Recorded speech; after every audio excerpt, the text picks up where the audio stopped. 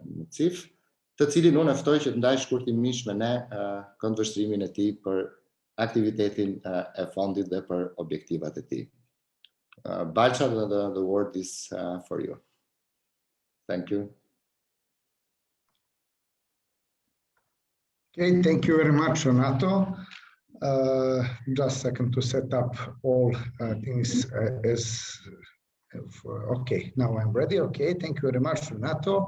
Respected members of the project team, dear partners, ladies and gentlemen, on behalf of the Chamber of Economy of Montenegro and also of the Managing Board of the Western Balkan Sixth Chamber Investment Forum, I would like to express my gratitude for presence at the first info session organized in Albania on the occasion of presenting the Regional Challenge Fund.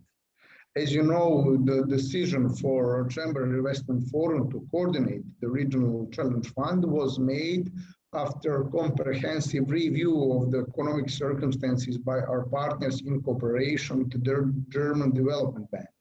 I take this opportunity to express my gratitude for the trust you have placed in us after careful consideration and assessment of the capacities and capabilities of the Chamber Investment Forum.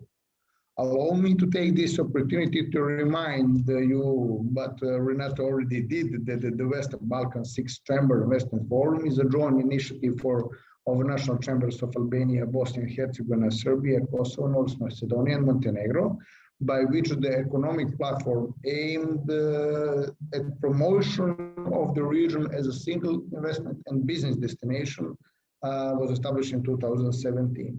This initiative represents 350,000 companies, mostly small and medium-sized enterprises, realizing a mission of opening up new opportunities for stronger networking of business communities through removing remaining business barriers at the Western Balkans market. Therefore, the Western Balkans Sixth Chamber Investment Forum actually represents the response of business community to the political and economic processes in the region. From the preparation for this project so far, it has become clear that the WB6 business community provides strong support to the free movement of goods and services throughout the region in order to reduce costs and enable our economies to be more competitive on the global market. However, this is not enough to succeed in this demanding business, and our partners notice this correctly.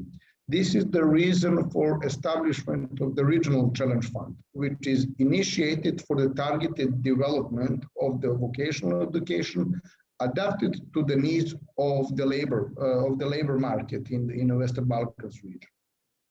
The economy developed under the influence of new technologies and markets demands requires and implies the education system, which is constantly improved and adjusted to the needs of time.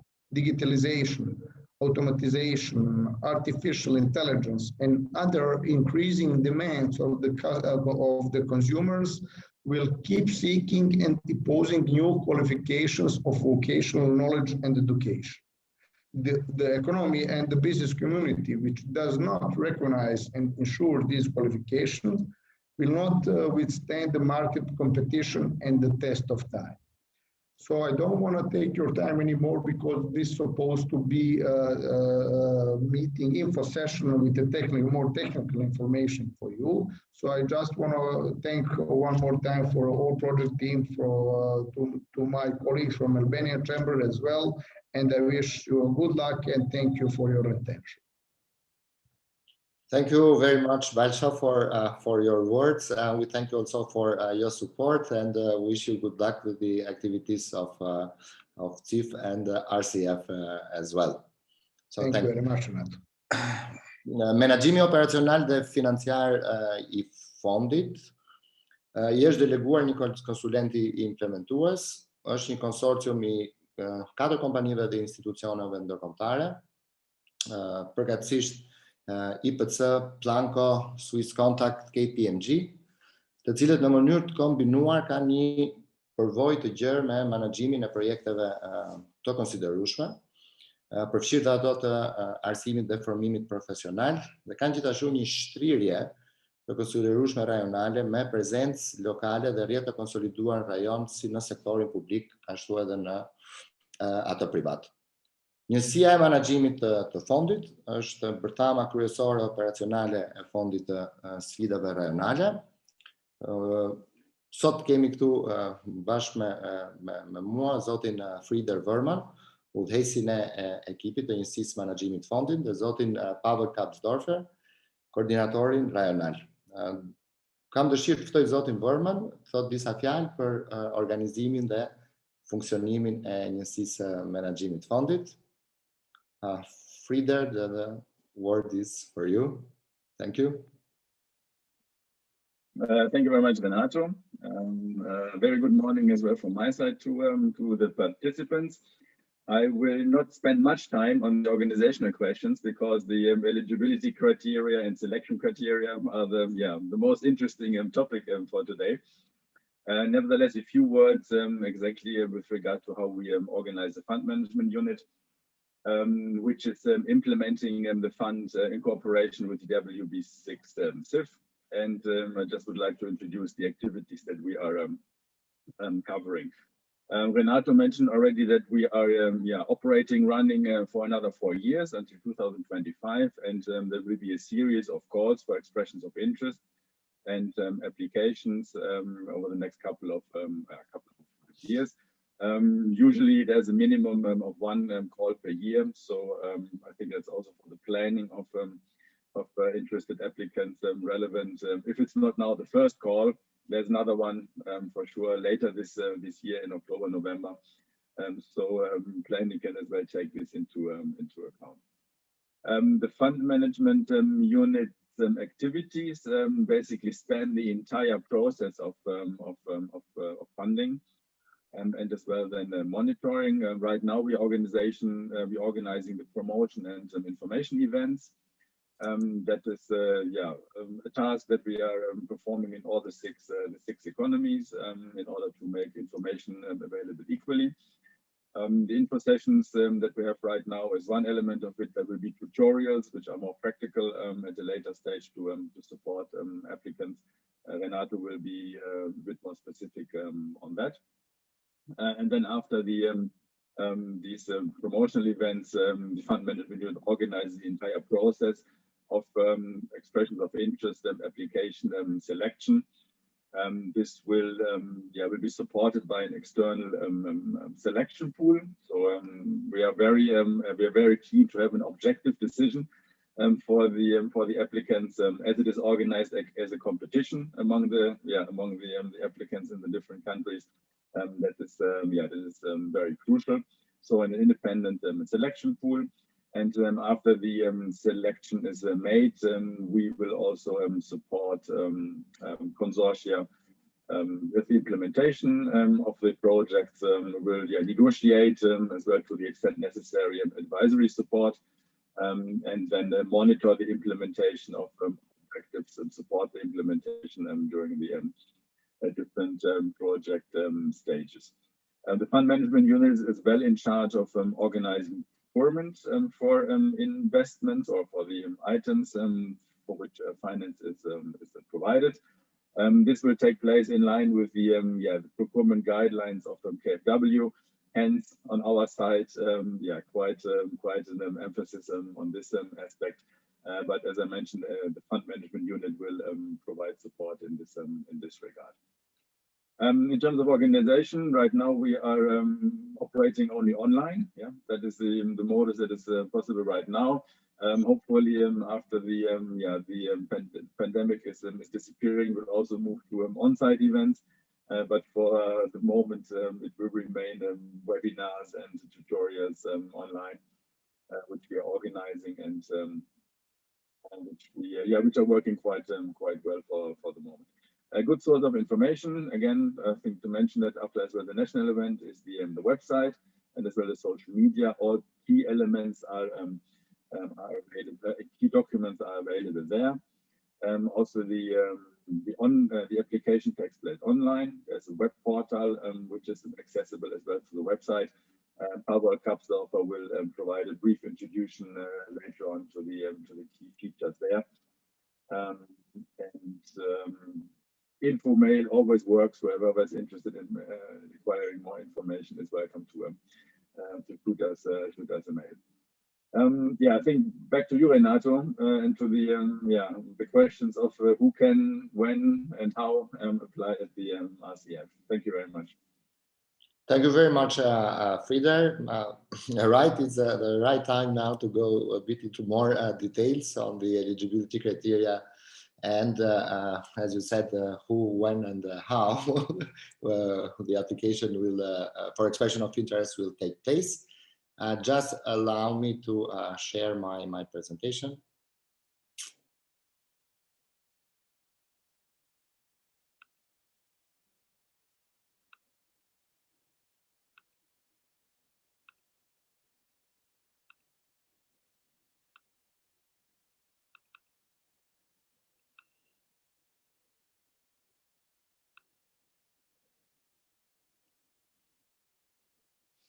Atëherë, programi I mbështetjes nëpërmjet granteve nga Fondi Rajonal I Sfidave, siç e thamë edhe më herë dhe u përmend edhe nga paraforcit, ka për qëllim të forcojë trajnimin bashkëpunues dhe trajnimin bashkëpunues ndërmjet institucioneve të arsimit profesional dhe ndërmarrjeve, dhe në këtë mënyrë të rritë cilësinë dhe rëndësinë që merr punësimi I të rinjve apo diplomuarve që vinë nga sektori I arsimit profesional.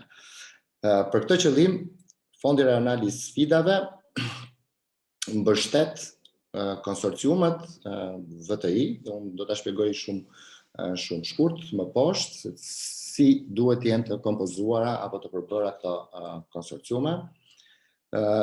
Në këto konsorcium ne kërkojmë që të jetë minimalisht një institucion arsimor, publik ose privat, I gjitha niveleve të arsimit apo të trajnimit, niveli dytësor, parësor, gjyqësor dhe tretësor, shoqatat që janë të përfshira në mësimdhënien dhe arsimin dhe formimin profesional, ofruesit trajnimeve profesionale, të cilët kanë programe ose programe të trajnimit të cilëve sjellin në kualifikime apo në certifikimeve të profesioneve të njohura publikisht dhe në nivel kombëtar. Pra tham që konsorciumi përbëhet nga një institucion arsimor publik ose privat dhe gjithashtu nga minimumi 2 kompani të gjithë sektorëve masive që ofrojnë mësim në vendin e punës brenda ndërmarrjeve apo brenda ambienteve të biznesit të tyre. Qëllimi është që institucionet arsimore të bashkëpunojnë me ndërmarrjet dhe së bashku ato të përmirësojnë programet ekzistuese ose të planifikojnë të marrin pjesë në arsimin profesional të dyfisht duke krijuar programe të reja. Në këtë konsorcium, roli kryesor apo roli udhëheqës themi i konsorciumit qëndron me institucionet e arsimit profesional. Ata janë lideri dhe kanë rolin kryesor në aktivitetet e konsorciumit. Është gjithashtu e rëndësishme që ne shikojmë me vëmendje të gjitha kriteret e pranueshmërisë për aplikantët dhe unë do t'i marr me radhë shkurtimisht të gjitha këto kritere. Siç e përmenda, konsorciumet e arsimit dhe formimit profesional përbëhen të paktën nga një institut i formimit profesional dhe të paktën 2 ndërmarrje. Partnerët e këtij konsorciumi përfaqësohen vetëm në një projekt propozim për një thirrje. Projektet e trajnimit bashkëpunues të financuara nga Fondi Rajonal sigurojnë vende trajnimi për të paktën 15 nxënës në vitin apo kursant në vitin e parë dhe 15 nxënës në vitin e dytë. Ndërmarrjet e kompanitë partnere angazhohen të ofrojnë mësim të mjaftueshëm në vendin e punës, si dhe të kenë kapacitetet mosimore të mjaftueshme për programin e trajnimit. Projektet e trajnimit bashkëpunues të financuara nga Fondi Rajonal duhet të jenë të hapura dhe të aksesueshme për gjitha grupet etnike. Këtu vem për të përmendur që gjithashtu nuk duhet të ketë diskriminime për sa i përket gjinisë dhe grupeve në nevojë. Koordinatorët e trajnimit bashkëpunues emërohen nga secili partner apo antar i konsorciumit, pra do kemi një koordinator të trajnimit bashkëpunues në nivelin e institutit të arsimit dhe formimit profesional dhe një koordinator të trajnimit bashkëpunues në nivelin e kompanive. Konsorciumet sigurojnë që sigurimi nga aksidentet për gjithë kursantët, studentët të sigurohet në përputhje me të gjitha rregullat dhe standardet kombëtare, pra me gjithë kërkesat ligjore në fuqi. Partnerët e konsorciumit veprojnë në përputhje me udhëzimet e Fondit Rajonal për shëndetin dhe sigurinë punë, si dhe për parimet e menaxhimit mjedisor dhe social. Antarët e konsorciumit pranojnë dhe shprehen të gatshëm të publikojnë praktikat më të mira gjatë aktivitetit të tyre dhe të ndajnë njohuritë e përftuara gjatë aktivitetit të trajnimit bashkëpunues me palët e interesuara për Fondin Rajonal të sfidave. Institucionet e arsimit profesional që bashkohen apo që marrin pjesë në konsorciume janë të licencuara nga autoriteti përkatës kombëtar, ndërsa institucionet e arsimit profesional private janë të akredituara nga autoritetet përkatëse.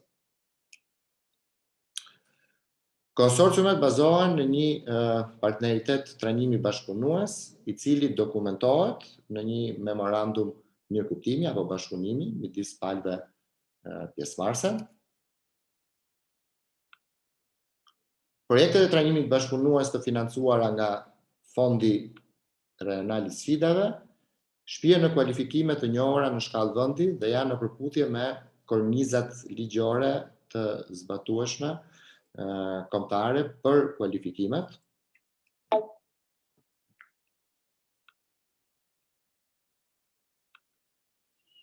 Projekti i propozuar për aktivitetet e trajnimit bashkëpunues nuk rrit numrin e vendeve të trajnimit në partneritetin me institucionin arsimor profesional me më shumë se sa 50% të kapaciteteve ekzistuese.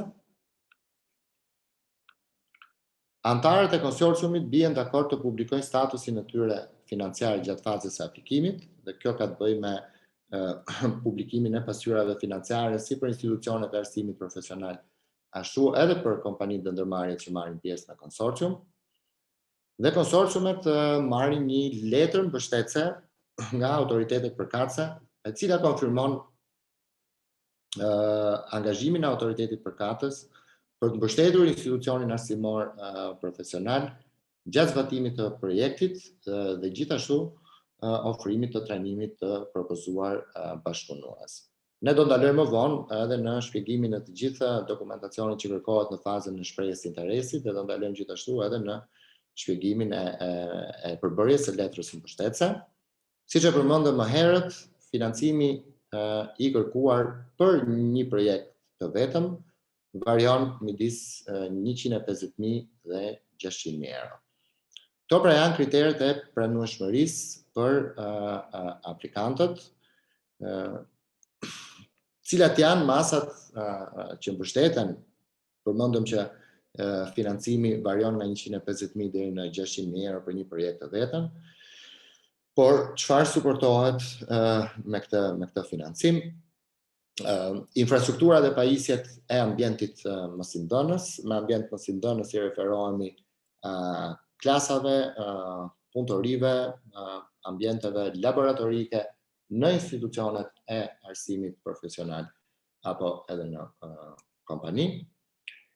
Trajnimi dhe përgatitja e mësuesve të institucionit për trajnimin bashkëpunues. Gjithashtu, masat e mbështetura nga Fondi Rajonal i Sfidave përfshin edhe materialet e konsumit dhe resurset trajnuese në institucionin arsimor. Financohen gjithashtu pajisjet për sigurinë dhe shëndetin e studentëve dhe të trajnerëve, pedagogëve në kompani dhe në institutin e arsimit profesional. Dhe gjithashtu gjatë aktivitetit apo gjatë zbatimit të projektit ofrohet mbështetje e vazhdueshme për aktivitetet këshilluese me qëllim përshtatjen e trajnimit bashkëpunues me realitetin e ri në cilin gjendet biznesi, dhe me këtë i referohemi përputhshmërisë themi të kurikulave apo programeve me nevojat teknologjike të bizneseve. Për të ndaluar pak më shumë në detaje për përdorimin e fondeve, sikur se tham, mundësohet financimi i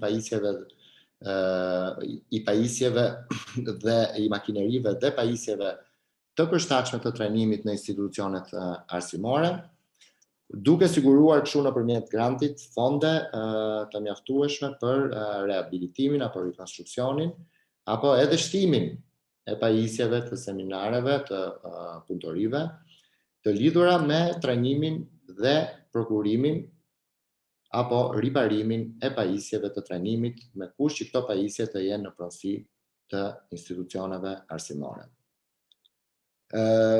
Mundësohet dhe fondet mund të përdoren për investimin në përvojën praktike të punës të mësuesve, pjesë e strukturave të institucioneve të arsimit dhe formimit profesional, duke u mundësuar atyre përfshirje të drejt për drejt në konsorcium dhe mundësisht të kalojnë kohë mjaftueshme në ndërmarrje dhe të fitojnë njohuri në aspektet organizative dhe teknike të punës që kryhet në ambientet e biznesit. Mundësohet financimi i trajnimit pedagogjik të mësuesve dhe stafit pedagogjik të institucioneve arsimore profesionale dhe ose instruktorëve apo trajnerëve në ndërmarrjet përkatëse.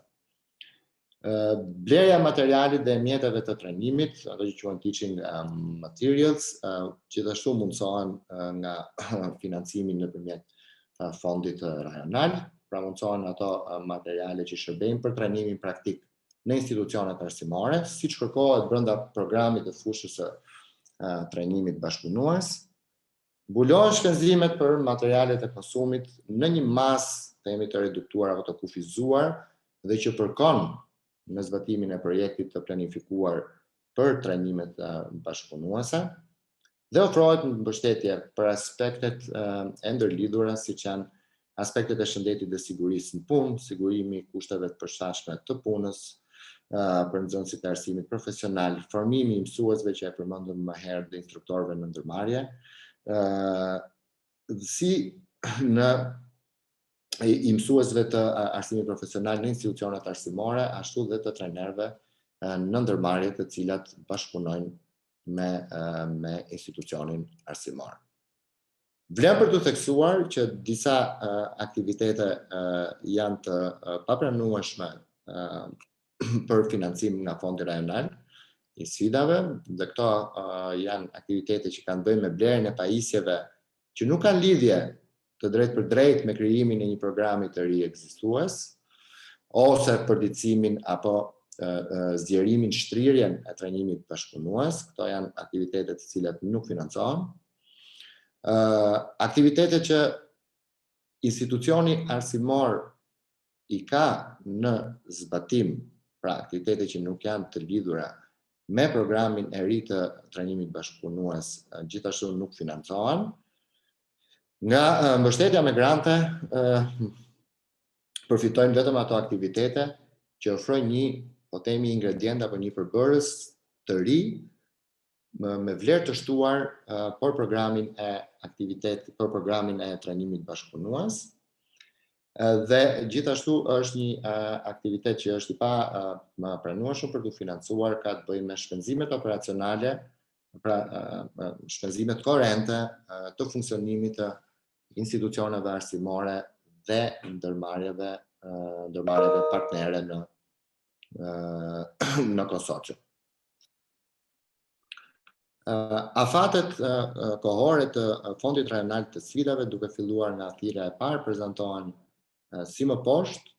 Thirrja për dorëzimin e shprehjes së interesit dhe sesionet informuese dhe udhëzuese që ne do të organizojmë në vijim, pra edhe pas ditës së sotme, kanë afat deri në 30 prill. Thirrja ka qenë, do është vazhdon të jetë e hapur që nga data 1 shkurt, pra janë 90 ditë të alokuara për aplikantët në mënyrë që të kenë mundësi për përgatitjen sa më të përshtatshme të shprehjes së interesit. Afati për vlerësimin e shprehjes së interesit, përgatitja e shortlistave dhe ftesa për të paraqitur projekt propozimet është deri më 31 maj.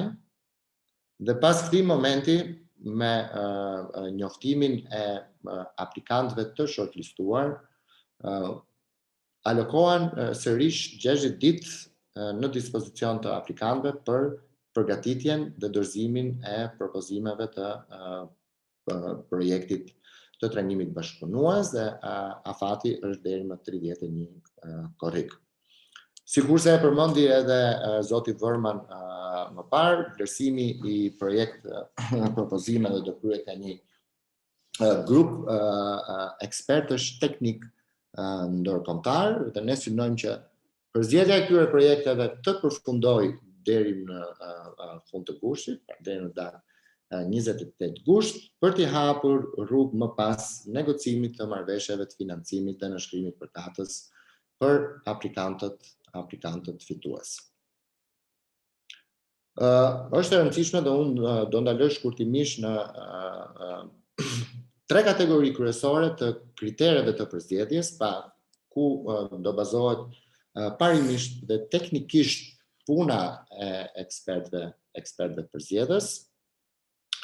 Kriteret e përzgjedhjes ndahen në 3 kategori kryesore, ato konceptuale, kriteret do themi aspektit të ambicjeve të projekteve të paraqitura dhe kriteret e fizibilitetit. Përsa i përket kritereve konceptuale, vlen për të përmendur që institutet e aftësimit profesional të ndërmarrjet partnere apo ndërmarrjet bashkëpunuese në këtë program marrin përgjegjësitë përbashkëta për planifikimin, zbatimin dhe monitorimin e projektit dhe programit të propozuar të trajnimit bashkëpunues. Këto programe janë të financuara nga fondi rajonal duhet të jenë në përputhje me standardet e miratuara kombëtare të punës dhe në mënyrë po themi optimale të tregojnë përmirësime gjithashtu dhe në drejtim të përputhshmërisë me standardet e Bashkimit Evropian. Brenda konsorciumit të krijuar nga Institutet e Arsimit Profesional dhe Ndërmarrjeve, fazat e trajnimit që do jenë apo bazohen në aktivitetet në ndërmarrje, synohet që të kenë një, si thua, rritje apo zgjerim si rezultat i financimit nga fondi rajonal. Gjatë fazave të trajnimit në ndërmarrje, kursantët apo nxënësit, studentët e arsimit profesional do të përfshihen në mënyrë aktive në procesin e punës me qëllim përfitimin sa më të mirë të aftësive praktike. Përsa i përket kriterëve të ambicjes, programet e financuara nga fondi rajonal duhet të pasqyrojnë kërkesën për punë. Pra, programet duhet të jenë të orientuara në ato sektor të tregut të cilët shfaqin nevojën më të madhe për punonjës të kualifikuar dhe duhet pasqyrojnë gjithashtu dhe kërkesat e vendit punës në veçanti për ndërmarrjet e vogla dhe të mesme. Koncepti i trajnimit bashkëpunues duhet të jetë inovativ dhe tregon një plan të një shkallë po themi të konsiderueshme të inovacionit për Institutin e Arsimit Profesional. Programet e financuara përmbajnë ose kanë në përmbajtjen e tyre koncepte për udhëzimet në karrierë dhe këshillim të studentëve të arsimit profesional, pra çfarë i pret pas përfundimit të programit të trajnimit, çfarë pritet nga ata në tregun e punës. Ky koncept duhet të jetë i mishëruar në programin e trajnimit. Programet e financuara përmbajnë një koncept gjithashtu se si të sigurohet punësimi i nxënësve pas diplomimit, dhe kjo është një nga arsyet kryesore dhe objektivat kryesor të programit. Pra, ne financojmë konsorciume të përbëra nga institucionet e arsimit profesional dhe në dy ndërmarrje, jo vetëm për të përftuar aftësitë në mësimin praktik, pra mësimin në vendin e punës, por gjithashtu edhe për ndërmarrjet planifikojnë më mirë rekrutimin e studentëve pas diplomimit të tyre.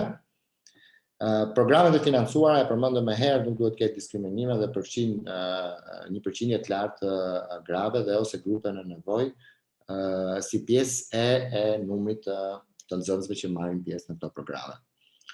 Kriteret e fizibilitetit, shkurtimisht programet e financuara nga fondi rajonal operojnë apo veprojnë sipas kritereve të efikasitetit dhe në mënyrë efektive kontribuojnë në objektivat kryesorë të fondit rajonal të sfidave.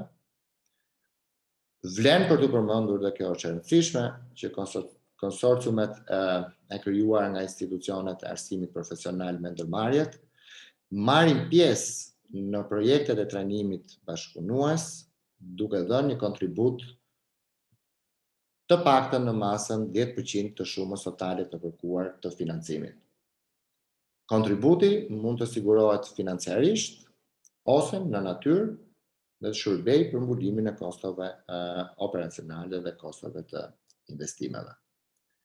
Koncepti i trajnimit për mësuesit profesional të institucioneve partnere dhe trajnerëve brenda ndërmarrjes duhet të jetë një koncept trajnimi i përshtatshëm dhe siç e tham të ketë një relevancë me lidhje me tregun e punës. Koncepti i funksionimit dhe i mirëmbajtjes duhet të jetë gjithashtu i mishëruar në praktikën e propozuar të projektit, për të siguruar operacionet qëndrueshme dhe një nivel të përshtatshëm të mirëmbajtjes së rregullt për ndërtesat dhe pajisjet e trajnimit, me qëllim mos ndërprerjen apo shmangjen e risjeve që mund çojnë në ndërprerjen e aktiviteteve të trajnimit bashkëpunues. Cilat janë pra projektet, themi që janë më të pëlqyeshme apo projektet e financueshme, janë ato projekte që ndërthurin më së miri një seri elementesh apo aspektesh, më i rëndësishmi kuptohet fillon me atë që është edhe në thelbin e ndërtimit të konsorciume, që është bashkëpunimi midis institucioneve arsimore dhe kompanive, Pra së bashku ato planifikojnë implementimin e përbashkët të projekteve të trajnimit bashkëpunues. Element apo aspekt tjetër i rëndësishëm është edhe shtrirja në kohë e numrit të studentëve dhe numri vendeve të trajnimit duhet të jetë që ofrohen dhe që janë në dispozicion të programit, duhet të justifikojë investimet, pra duhet të ketë një sens racional temi me financimin e kërkuar që të jetë në përputhje me ato vende trajnimi që ofrohen nga programi. Shtrirja e numrit të studentëve duhet të jetë në përputhje me kapacitetet aktuale të institucioneve apo kompanive të përfshira. Aspekti inovativ është gjithashtu shumë i rëndësishëm për të bërë një projekt po themi të financueshëm apo të pëlqyeshëm për të financuar. Programet ekzistuese të trajnimit bashkëpunues janë duke u përmirësuar ose pritet që të prezantohen programe apo kurrikula të reja. Aspekti cilësor duhet të prek koordinatorët e trajnimit bashkëpunues në kompani dhe shkolla. Duhet jetë një si thosh komponent i cili është i përfshirë në kontrata, në planin e mësimit në vendin e punës apo të bazuar në punën praktike, në aktivitetet që kanë të bëjnë me trajnimin e instruktorëve apo të trajnuesve në kompani. Dhe të gjitha këto projekte çojnë, e përmendëm më herë dhe kjo është shumë e rëndësishme, shtëpinë e kualifikimeve të njohura në shkallë vendi. E rëndësishme gjithashtu është që të merret në konsiderat dhe ndërtimi i kapaciteteve, si për në shkallë institucioni po themi apo dhe në nivel individi që ka të bëjë me studentët, mësuesit dhe instruktorët. Dhe projektet duhet të shfaqin element të qëndrueshmërisë dhe me qëndrueshmëri nuk kuptohet qëndrueshmëria e rezultateve të projektit edhe pasi mbaron mbështetja nga fondi rajonal. Dhe brenda kuadrit të qëndrueshmërisë duhet jenë të prezente apo të zbatueshme dhe përputhshmëria apo pajtueshmëria me standardet mjedisore, shëndetit dhe sigurisë në punë, si dhe standardet sociale. Kombinimi apo harmonizimi i këtyre aspekteve dhe elementeve që sapo përmenda, sjellin në zbatimin apo përmbushjen e objektivave të projektit dhe të fondit rajonal që ka të bëjë me modelin bashkëpunues apo me modelin e dy fish të arsimit profesional, i cili fokusohet në trajnimin praktik brenda kompanive dhe në ato objektivin përfundimtar që përmendëm më herët në perspektivën në dhënien e perspektivës së punësimit të studentëve dhe kursantëve. Përsa i përket paketës aplikimit dhe unë pak më vonë do të jap fjalën kolegu tim i cili do na udhëzoj dhe do na tregoj se si mundet ta përdorim modulin e aplikimit online në faqen e internetit të Fondit Rajonal të Sfidave. Paketa e aplikimit përbëhet nga disa dokumenta bazë, do flasim pak më vonë në detaje. Fillon me shprehjen e interesit. Kjo është një formë po themi që ka karakter informues dhe përmban të dhëna informuese për institucionet e arsimit profesional dhe ndërmarrjen. Forma gjendet online dhe aplikimi bëhet online, siç e përmenda. Me formimin e konsorciumit, institucionet e arsimit profesional dhe ndërmarrjet duhet të firmosin apo të hartojnë, më saktë themi, një memorandum mirëkuptimi ndërmjet tyre dhe gjithashtu të përftojnë letrën e suportit apo letrën e mbështetjes nga autoritetet përkatëse. Një sër dokumentesh të tjera që janë kryesisht udhëzuese dhe që duhet pranohen nga konsorciumet, janë udhëzimet e fondit për menaxhimin social dhe mjedisor, udhëzimet e fondit për standardet e shëndetit dhe sigurisë në punë, lista përjashtuese të udhëzimeve sektoriale të Bankës Gjermane për Zhvillim KfW, udhëzuesi i fondit për kontributin pjesëmarrës që përmendëm pak më herët, si dhe një formë model për buxhetimin e projektit. Unë do doja që ta kaloj fjalën tek kolegu im, zoti 𝗵𝗵𝗶𝗶𝗶𝗶𝗏, i cili do na tregojë më shumë për mënyrën e aplikimit online për shprehjen e interesit dhe më pas hapim sesionin e pyetjeve dhe përgjigjeve. Pavol, the word is for you. Thank you, Renato. Good morning, everybody. Let me start my presentation.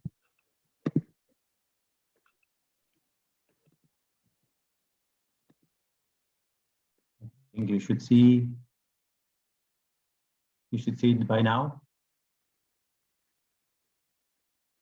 Okay, thank you for confirmation. So, welcome again. I will try to give you a very brief introduction to our RCF grant management portal. Let me say, first of all, I'm not going into details because this will be further discussed at the tutorial sessions, but I would like to give you an idea, a brief idea, what's the structure of the whole system, of the whole portal, and show you that in a really easy way, you should be able to get into the portal and also be able to complete your expression of interest application. So first of all, how do you get access to the grant management portal? So if you go to our website, at the top of our website, you will find the button Apply Online.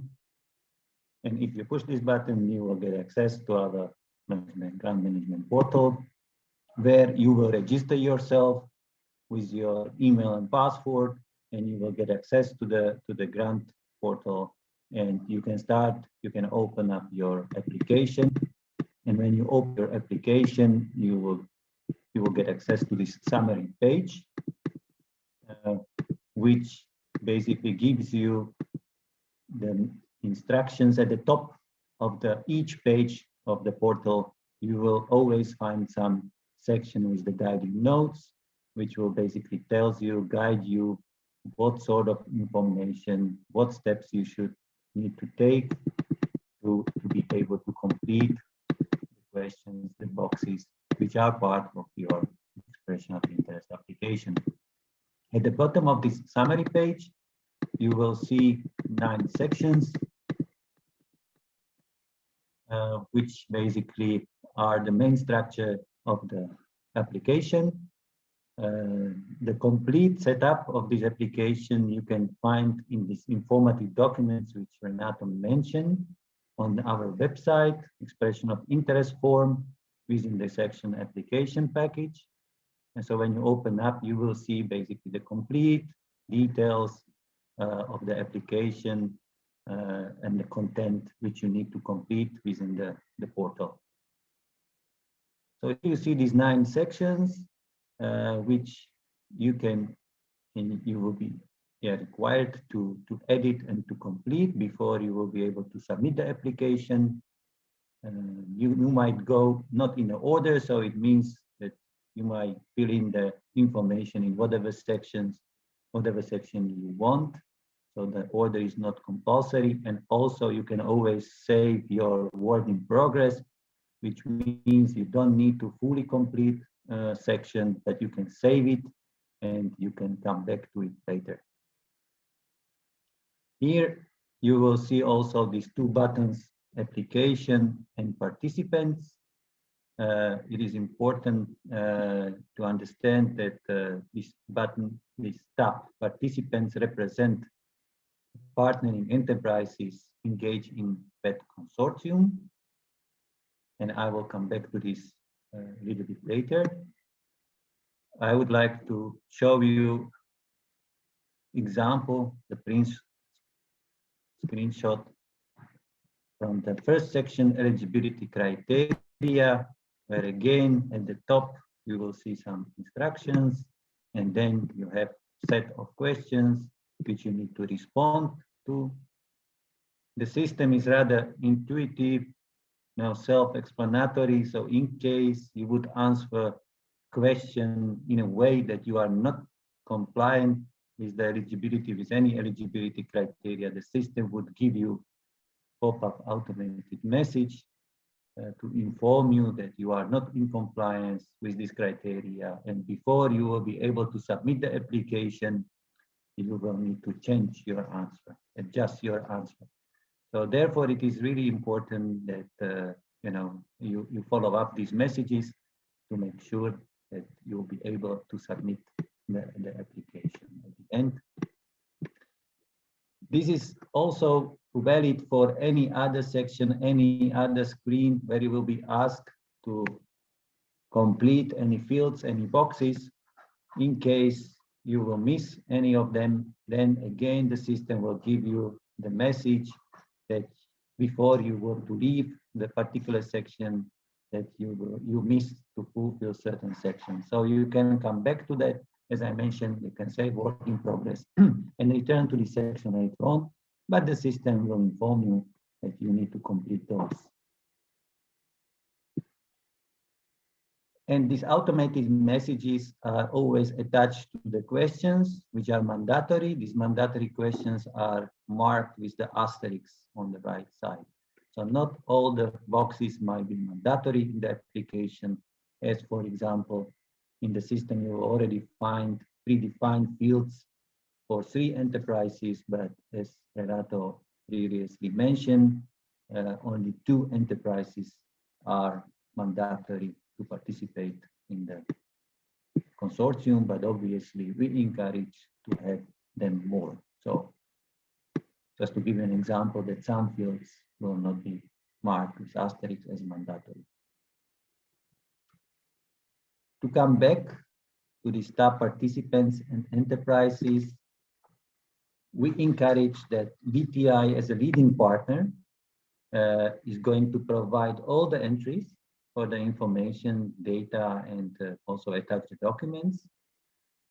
But on inviting partnering enterprises must approve the application before it is submitted by the VTI, in order to make sure that enterprises are able to see, to review the information which you entered as a VTI. You will need to invite all the partnering enterprises through the section here at the bottom, where you see the button invite. And when you invite the enterprise, you are going to send an email. On the next screen, when you push the button, they would open up a screen with the message, with the email you are going to send to enterprise. You can fine tune it, adjust it as to your needs, and enterprise is going to receive the invitation to participate on the project. They follow the instructions in the email, and then they basically follow the same procedure as you did, that they will need to register in the system, and then they will be able to access this application. They will be able to edit their section, their own section. The rest, they will be only able to view. But we still encourage that even the information for enterprises are completed by the VTI, so there will be no any damage done to the data, to the information which you already previously entered. So after they review the information, as it is mentioned in the instructions here at the top, they will need to push the button finish contribution with little declaration, and they will be confirming their participation in the project. This can be done only when all the enterprises information are complete. So then all the enterprises will need to basically approve their participation, and when that is done, then the VTI will be able to submit the application to the RCF. The deadline for the submission of the currently open call for expression of interest is Friday, 30th April. And after submission of the application, each applicant is going to be informed by acknowledgement email. So then you are sure that the system registered your application. After submission, the applicant will be able to log in and review the information, but will not be able to modify them. This is also the same if you go beyond after the submission deadline, then again you will be only able to log in, review, but not modify the information. Once the applications of expression of interest are submitted, the evaluation will take place, and all applicants are going to be informed about the result. And in case their application is going to be approved, they will be invited to submit the full project proposal.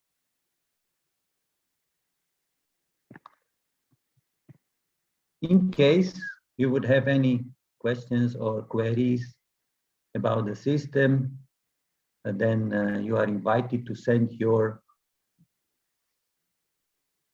questions or queries to this email, which is here, applications@rcf-wp6.org.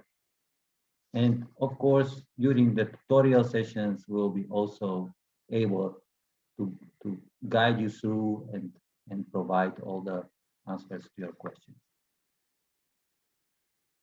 Renato, thank you very much for the time. In case of any questions, of course, I will be able to respond on them, and please take over. You are muted. Renato, you need to unmute yourself.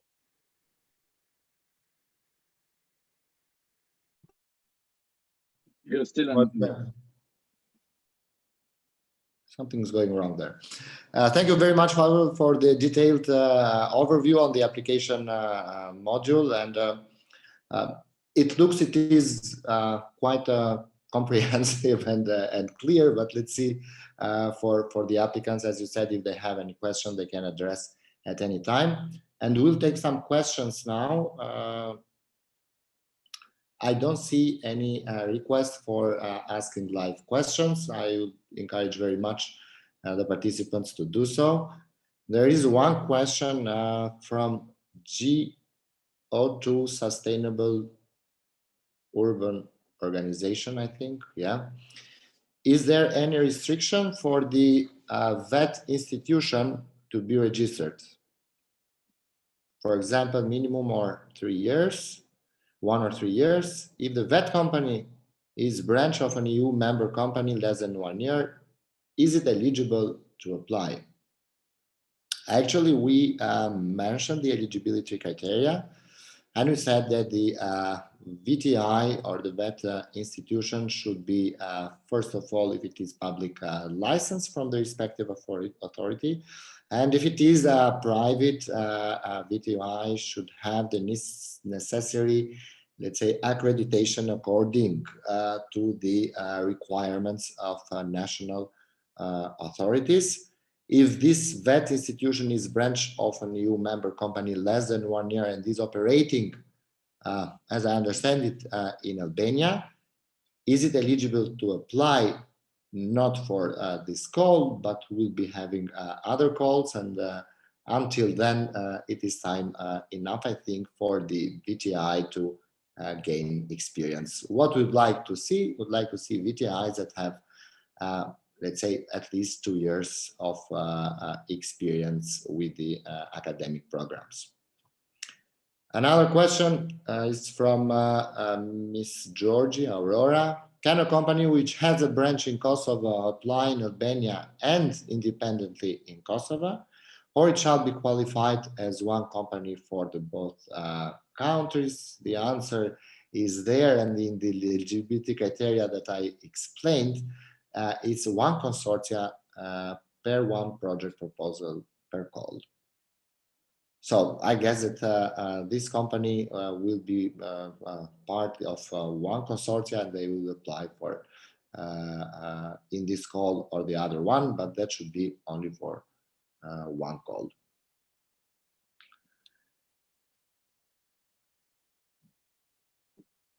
Okay, Ms. Enida Bogdani, representing 𝗵𝗶𝗴𝗍, NGO of business service sector. The question is, what kind of legal registration, NGO, LTD, and so on, as per Albanian law, should the VTI have?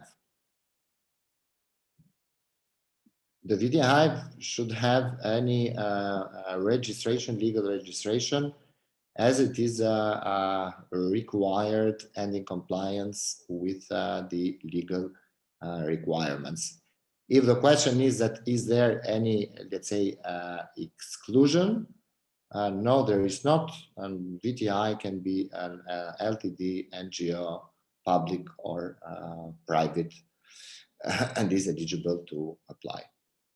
Maybe just come in here, Renato, maybe briefly. Yes, please. The key question is whether the training course is accredited in line with the national qualification framework in any of the countries. Yeah. So, and then the form, the legal form of the VTI, it does not really play a role. Thank you for that.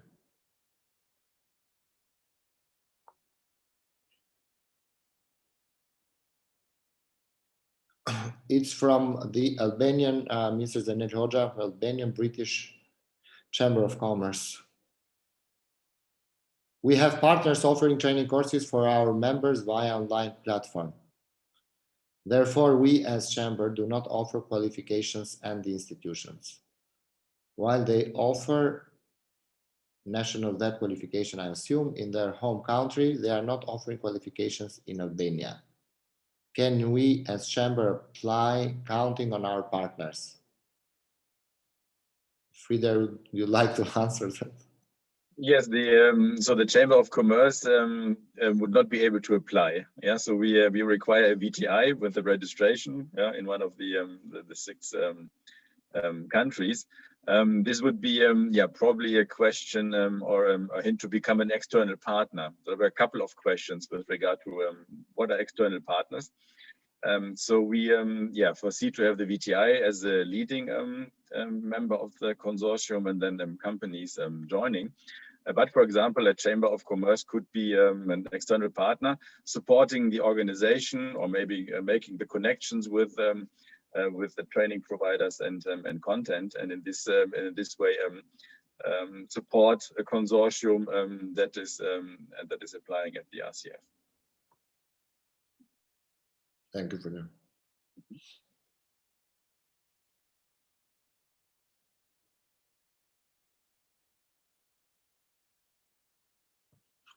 There is an anonymous attendee asking a question. Per Frieder's comment, the Albanian law does not require professional training programs to be accredited, but only licensed by the Ministry of Finance and Economy. Is the letter certification enough for the VTI to apply? Yes. Well, yes. Yeah. It's a question of terminology. If it's licensed by the ministry, that's equally fine. That should be fine. Yes. Yeah. Correct. I would like to give the word. Actually, no, he just lowered the hand. There was Mr. Ben Burda asking, but whenever you feel like, just ask. Okay, Miss Irina Disha, please. Hello? Mund ta bësh unmute, lutem?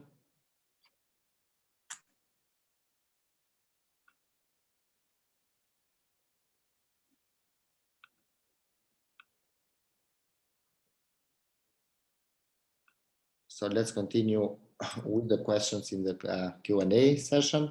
Now it's unmuted. Let's try again. Ms. Disho? Yes. Hello? Hape. Shëndetje. Se ne po mundoheshim të shkruanim, por nuk ka problem. Unë jam Irina Disho, drejtoresha e shkollës profesionale bujësore veterinare në 𝗔𝗃. Nuk dia keni informacion për shkollën. Për shkollën specifikisht jo, por kemi informacionin që jeni pjesë e shkollave të profesionale, dhe pyetjen në fakt kemi shkuar më lart, nëse ne duam të aplikojmë për një projekt apo për kemi interes për të hartuar një projekt. A mund ta bëjmë të vetëm apo duhet patjetër në partneritet me një organizatë? Duhet në partneritet me minimalisht 2 kompani. Dhe këto unë I shpjegova edhe gjatë prezantimit. Për sa kohë që ne flasim për suportin edhe nxitjen e arsimit profesional, po themi dual apo të dyfisht, dhe pajisjen e studentëve me aftësi praktike, është e nevojshme që një pjesë e programit të zbatohet në vendin e punës. Ndaj dhe ne kërkojmë që në një konsorcium të përbërë nga një institucion I arsimit profesional, të jenë minimalisht edhe 2 ndërmarrje, kompani po themi, që ofrojnë kapacitetet e tyre dhe ambientet e tyre për punësuar mësimin praktik apo mësimin vendin e punës. Ishte e qartë? Po në fakt kjo është praktik që shkollat e bëjnë dhe ne kemi partneritet me shumë biznese të zonës. Por nëse biznesi nuk do të jetë partner për të aplikuar për një projekt, po për cilat arsye nuk duhet të jetë? Të ndryshme. Ju mundet të bashkëpunoni, e përmendëm edhe më herët, e përmendën edhe kolegët, nëpërmjet një memorandumi mirëkuptimi të bashkëpunimi, të krijoni një konsorcium. Kështu që ato janë të ftuar të marrin pjesë. Dhe ideja është që bashkëpunimi, sepse është shumë e saktë që që ju bashkëpunoni me disa, po themi, kompani, kështu që e keni një eksperiencë bashkëpunimi me to. Bashkëpunimi në një konsorcium apo përfshirja në një konsorcium tillë I jep mundësinë edhe kompanive që të ndikojnë në përmirësimin, po themi, të programeve të trajnimit bashkëpunues apo të kurrikulave, duke e përshtatur me nevojat e tyre. Kështu që ato duhet shikojnë interesin e tyre. Në rast se nuk do të ishte e mundur që këto kompani apo ndërmarrje të përfshihen në këtë konsorcium, atëherë konsorciumi si I tillë nuk ekziston dhe ju nuk mund të aplikoni vetëm si institucion I arsimit profesional. Po, faleminderit. Lutem.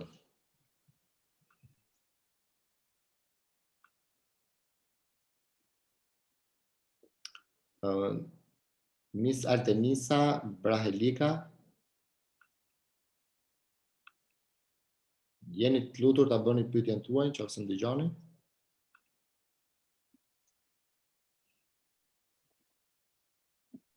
Më dëgjoni? Po, të dëgjoj. Përshëndetje, unë jam Altenisa Brajlika, jam përfaqësuese Pro Export Albanias, shoqatës fasonerive dhe këpucërive në Shqipëri.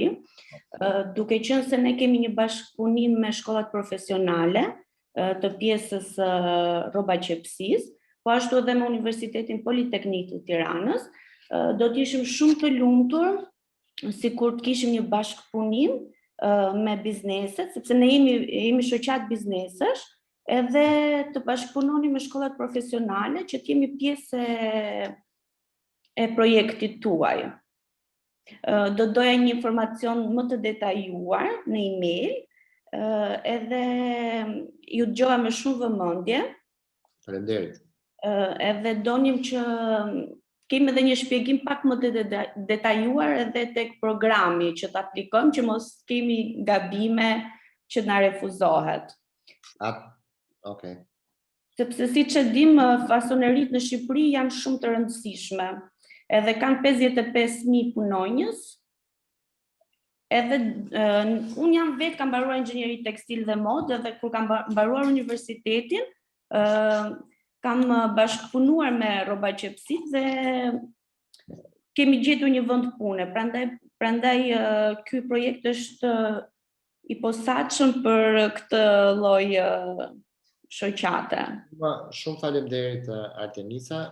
Shkurtimisht, sepse unë mund të sqaroj këtu në shumë detaje, por nuk doja që të marrim kohë edhe nga që mund të kenë pjesëmarrësit e tjerë. Unë do sugjeroja që ju të lexoni me vëmendje të gjitha ne çfarë diskutuam sot I gjeni në faqen e webit të fondit.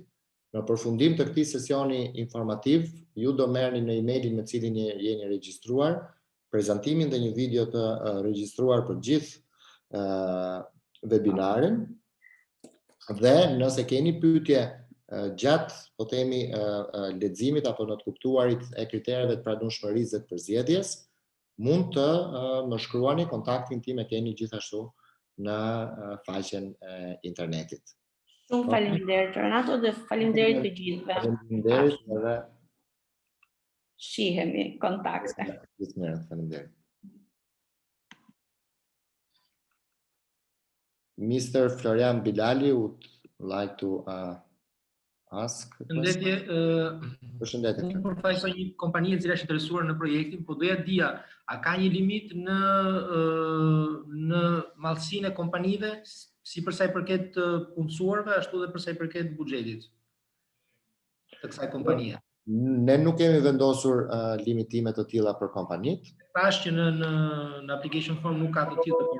Jo, nuk ka aplikime, nuk ka kritere që limitojnë se si duhet të jetë, çfarë duhet të jetë kompania në çfarë masië jetë, duhet të jetë. Unë të përmenda që në fillim të prezantimit që të gjitha kompanitë në të gjitha sektorët, ky është një projekt që nuk është sektorial, por ajo që është e rëndësishme është që kompania apo kompanitë të cilat përfshihen në një konsorcium apo bashkëpunojnë me institucionin e arsimit profesional, duhet kenë mjaftuar shumë kapacitete për atë numër studentësh që ato mendojnë të përgatisin gjatë këtij programi.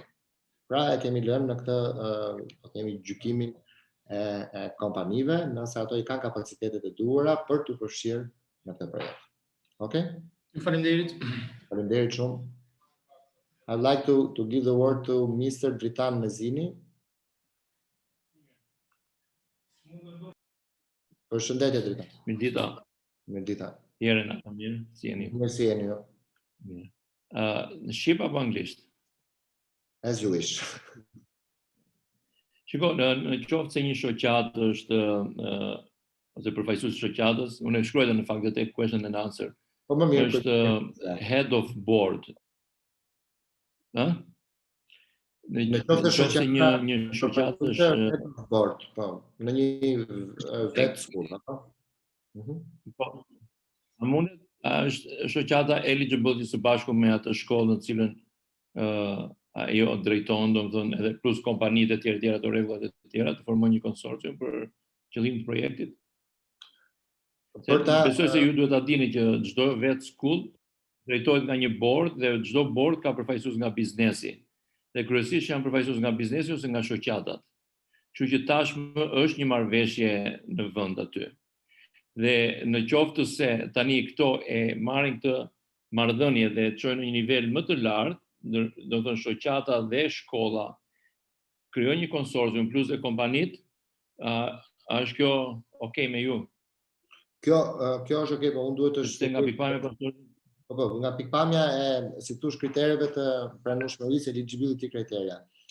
Bërthama apo baza e një konsorciumi përbëhet nga një institucion i arsimit profesional, që unë e shpjegova, dhe minimalisht 2 kompani. Po.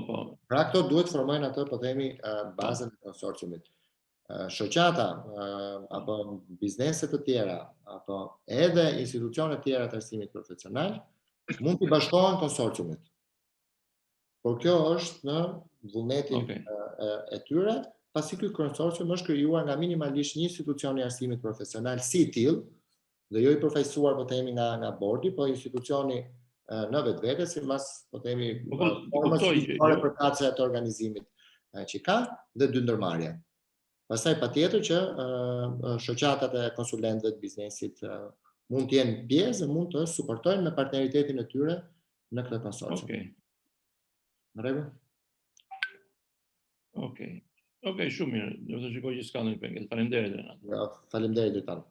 Faleminderit. Suksese, është një projekt shumë interesant. Faleminderit. Që njoh këtë sistemin e arsimit profesional, mendoj që do të jap shumë shtys. Atë shpresojmë dhe synojmë me ne. Faleminderit shumë. Po, ka hapësirë, ka shumë hapësirë për këtë gjë. Faleminderit. Klevisa, më duket se ke një pyetje. Përshëndetje. Përshëndetje.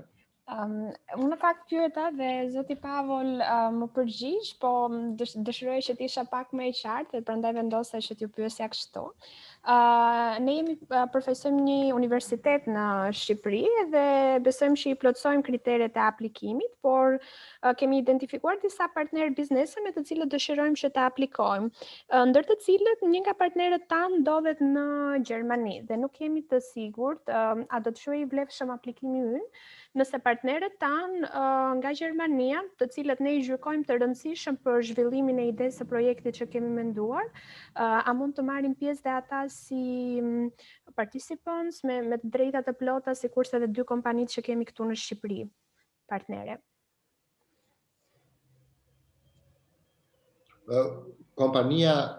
Është kompania apo është institucion, nuk e kuptova. Atëherë, unë jam pjesë e një universiteti dhe ne do të aplikojmë, kurse 3 të tjerat janë kompani. 2 nga këto kompani ndodhen në Shqipëri dhe njëra në Gjermani. Është shumë okay, për sa kohë që kriteret e pranueshmërisë po themi përputhen me një institucion të arsimit profesional dhe ju i përmbushni kushtet, ne diskutuar këtë gjë edhe me email. Janë 2 kompani të sektorëve të caktuar që duan bashkohen me këtë institucion të arsimit profesional që në këtë rast është Universiteti në Mosgaboj. Dhe po ashtu është, po themi, e pëlqyeshme apo e pranueshme që tjetë dhe një kompani tjetër e cila nuk është në, po themi, në Shqipëri apo në vendet e rajonit. Ka vështirësinë që ajo kompani do ketë kontributin e saj në konsorcium. Tjetër, okay. Ju falenderoj shumë për përgjigjen pozitive. Faleminderit gjithashtu.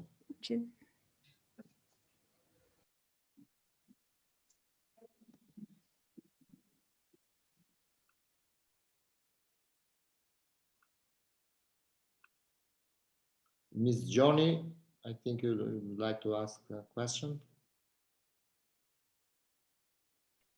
I think Pavel wants to add something.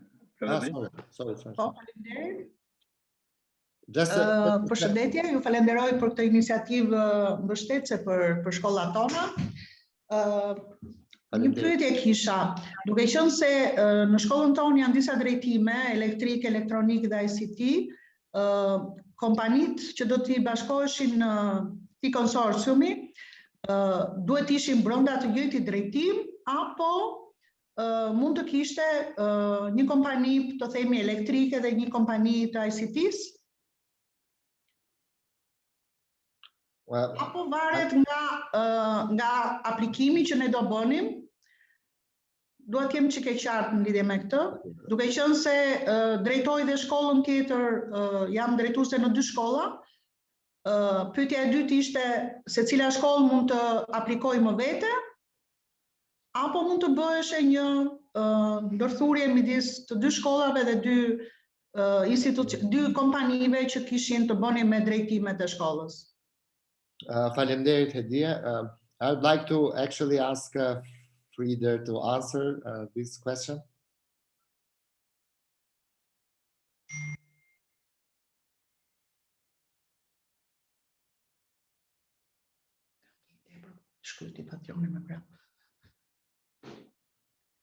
Frieder, do you hear us?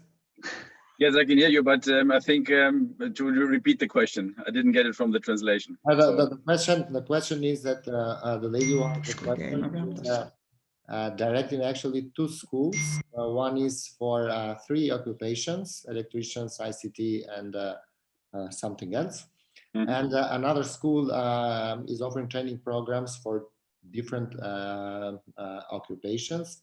The first question is if the first school will partner with few companies, how many programs should they have, training programs? So one for electricians, one for ICT, one for mechanics. That is the first question. And the second is, can these 2 schools be in one consortia, or this consortia should be separated from each other? Okay, yeah, good. It will. Thanks, Renato. So it will depend on the training course, yeah, that is being proposed and supposed to be financed by the RCF. If there is an overlap yeah, for technicians and ICT staff and using the same equipment or using the same course, that would be fine. But it needs to be shown and described in the proposal in which way the three different occupations will benefit from the same investment. And in the case of the two schools, if there are two institutions and they are they're training two different or different occupations, they should participate as two different consortia and create consortia around one occupational areas and then as well around the other occupational areas for the second consortium.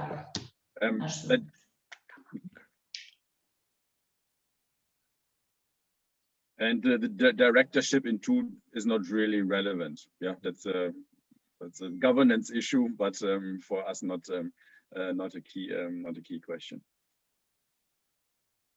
Thank you. Thank you very much, Frieder. Ishit e qartë, zonja Gjoni, me përgjigjen?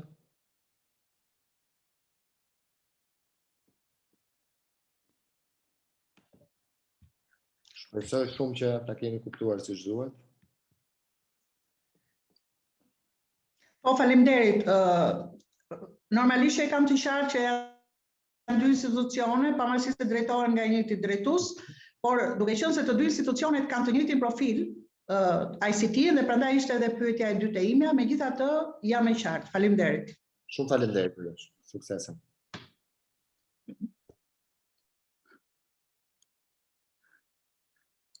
Miss, yes, Pavel, please, sorry.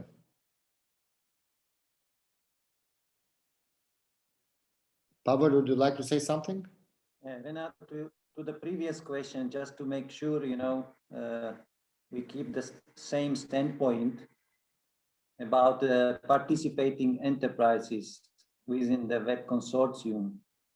The enterprises participating in consortium must be coming from one of 6 participating economies in the project. So they must be registered in one of these economies. So if there is a foreign company which has no registration, they can participate in the project, but as an external partner. So they can help to co-finance the whole budget of the project, either in monetary or in kind, but they cannot be part of that consortium itself. But as an external partner, they can. Sure. And it will be even important to justify the feasibility of the implementation of the project. If they are bringing their capacities, either financial or in kind, to implement the project. Mm-hmm. But I guess because Ms. Capo also mentioned that in her email that this company coming from Germany would exactly do the same, support the companies and the VTI for implementation of that specific training program. Okay. Ms. 𝗵𝗲, hello, if you are still there, you asked a question, can the consortia partner be an international one? I think that Pavel just explained that and answered. So we need for the consortia to take place, to be established, one VTI and 2 companies as minimum being registered in one of the 6 economies of WB6. If other international partners would like to join, they will join as external partners. Maybe just a brief additional comment on that. It is for the evaluation. Yeah, it is obviously a positive factor. Yeah, if an international corporation is supporting the consortium. Part of the goals of the RCF is well to facilitate knowledge transfer and to introduce best practices for different occupations. So I would like to restate. We very much encourage the inclusion of external partners abroad, wherever, in order to improve the quality of the training. Thank you, Frieder. There is another question, and I think this is also important one. Can we have a clear view? Miss Lady Lega is asking, can we have a clear view of how is the grant to be delivered and managed, being the vet a leading partner in the consortia? So Frida, you can maybe... Yeah, I can briefly comment on that probably. So that's an, yeah, I think partly a financial questions. How does the procurement take place? This, I think I mentioned briefly before. The procurement will be carried out by the fund management unit, and also the transfer of funds will be performed by the fund management unit. So there's very little direct monetary exchange between the funds and the VTIs. The VTIs yeah, may take care of smaller items like equipment or yeah, small stationery for which they will be reimbursed.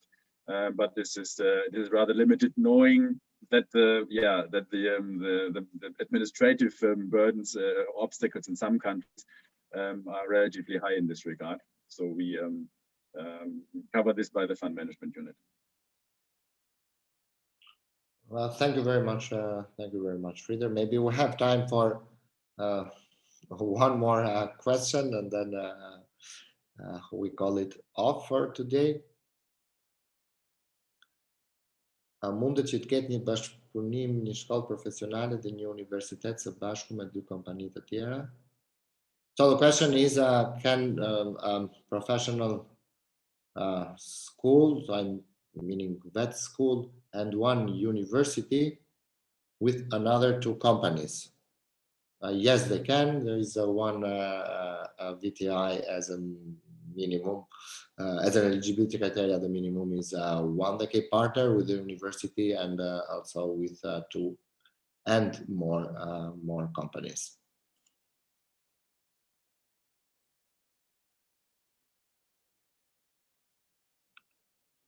Po zonja Xhabia.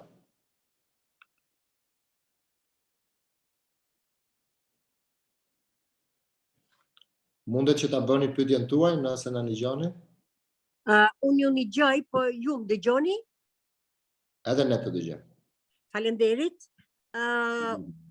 Faleminderit që keni kriju këtë institucion. Ne jemi trajnu jashtë dhe tashti duhet që të trajnohen brenda, edhe kjo është një mundësi e mrekullueshme. Ne jemi të interesuar që atë grupin e trajnuesve që kemi tek shoqata në vite, ne jemi 29 vjet në fush, sikur a mund të aplikojmë me këtë grup trajnuesish, por sigurisht nuk kanë cilësinë që ju kërkoni, por ne kërkojmë që edhe të rikualifikojmë për grupin e artizanatit. Ju e dini që është shumë i rëndësishëm artizanati, dhe në artizanat nuk janë vetëm qëndismat, as ato të artit, por në artizanat janë mbi 90 profesione që lëvrojmë në gratë, dhe kam fjalen edhe ruralet, edhe punimet agro, pra prodhimet agro ushqimore, por edhe këto tjerat, punimet tjera artizanale. A mund të aplikojmë si shoqat? Këtë deshta të bëj pyetje. Shumë faleminderit për pyetjen zonja Xhabia. Nëse shoqata, dhe unë kam përmendur më herë gjatë prezantimit, nëse shoqata është e licencuar apo e akredituar si një institucion apo qendër apo shoqat që ofron kurse apo programe trajnimit të arsimit profesional, e licencuar nga autoritetet përkatëse, dhe certifikatat që ju lëshoni për trajnimet që ju bëni janë gjithashtu të njohura në rang kombëtar dhe janë në përputhje me standardet kombëtare të kualifikimit, patjetër që ju mund të aplikoni, por si kusht është edhe bashkëpunimi me minimalisht 2 kompani, në mënyrë që të formoni një konsorcium, dhe konsorciumi është ai që aplikon për fondet. Patjetër, faleminderit Renato, ne dikur jemi të licencu, tashti ka licencim të ri, ose ku mund ta bëjmë licencimin e ri?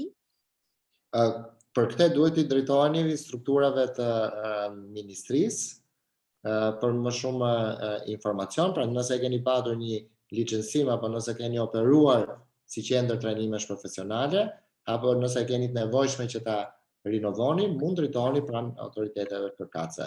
Duhet keni parasysh gjithashtu që institucioni apo shoqata që aplikon duhet ketë minimalisht, siç e përmendëm më herët, 2 vite eksperiencë në trajnimin profesional, pra 2 minimalisht programe akademike që funksionon. Faleminderit. Nëse kemi pyetje tjetër do t'ju shkruajmë në email. Me emailin tim e keni në faqen e internetit. Faleminderit shumë. Punë të mirë. Ja, faleminderit. Faleminderit. I think you tried to answer most of the questions that we received today. Unë do doja që t'i falenderoj të gjithë pjesëmarrësit për kohën e tyre edhe për aktivizimin gjatë seancës së pyetjeve të përgjigjeve. Shpresoj shumë që nëpërmjet prezantimeve tona dhe informacioneve që shpërndam të kemi, si thosh, dhënë sa më shumë qartësi për procesin e aplikimit, për kriteret e pranueshmërisë dhe për kriteret e përzgjedhjes. Sesioni i jashtëm informativ do jetë pas 2 javësh, pra nëse mendoni se keni ende gjëra për të pyetur apo për t'u informuar, jeni të ftuar të merrni pjesë. Dhe unë do doja që ta mbyllim këtu për sot, duke ju falendëruar edhe një herë për kohën edhe pjesëmarrjen tuaj. Faleminderit shumë. Thank you also to my colleagues, Mr. Thank you, Renato. Thank you, 𝗪𝗪𝗀𝗏, and also to 𝗪𝗪𝗀𝗏 and our interpreters and the support team. Thank you very much. Until next one. Bye. Thank you. Bye. Bye-bye.